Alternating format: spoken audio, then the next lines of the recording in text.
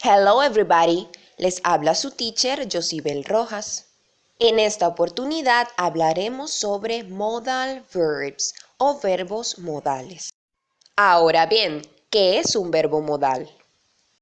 Un verbo modal nos ofrece información específica sobre la intención del hablante. Ellos siempre van ubicados delante del verbo principal de la oración. Estos nos hablan sobre obligaciones, probabilidades, consejos, deberes y permisiones. Por ello también se les llama helping verbs o verbos de ayuda, pues te dan información adicional sobre ese verbo que están gobernando.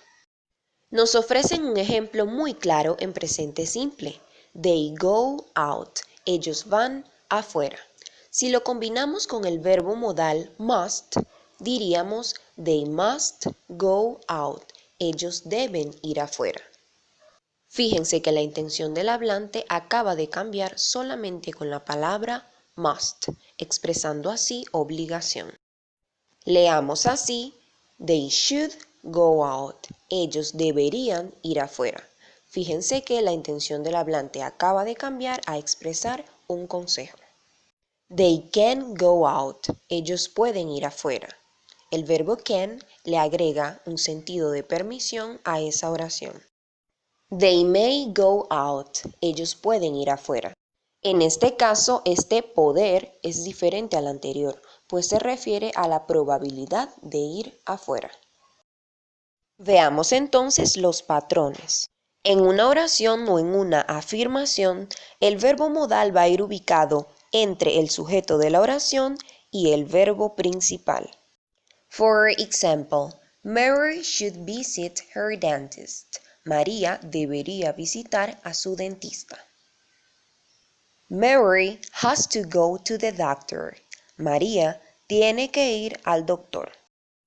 En la forma negativa incluimos la palabra not entre el verbo modal y el verbo principal, o en su defecto la contracción nt seguida del verbo modal. El verbo have to posee ciertas especificaciones, incluyendo que este es el único que necesita apoyarse en otro auxiliar para poder expresar negación. En este caso, la oración está en presente, por lo cual se apoya en doesn't. Pasemos así a la forma interrogativa. Siempre colocaremos el verbo modal al inicio de la oración y delante del sujeto. La excepción, como les dije anteriormente, es el verbo have to, tener que, pues este siempre se apoya en el auxiliar que corresponda al tiempo verbal en el cual está trabajando. Conozcamos uno a uno los verbos modales. El primero es el verbo modal can.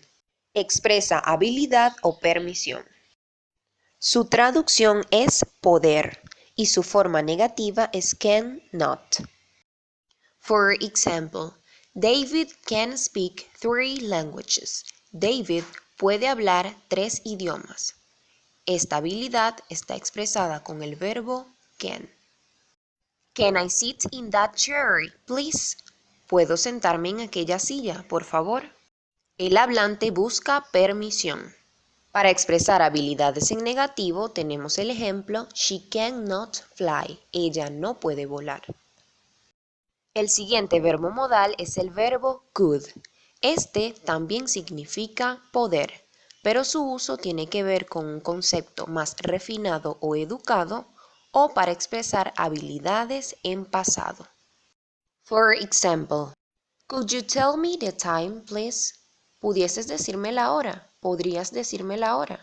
She couldn't win. Ella no pudo ganar. Pasemos así a los verbos must y have to.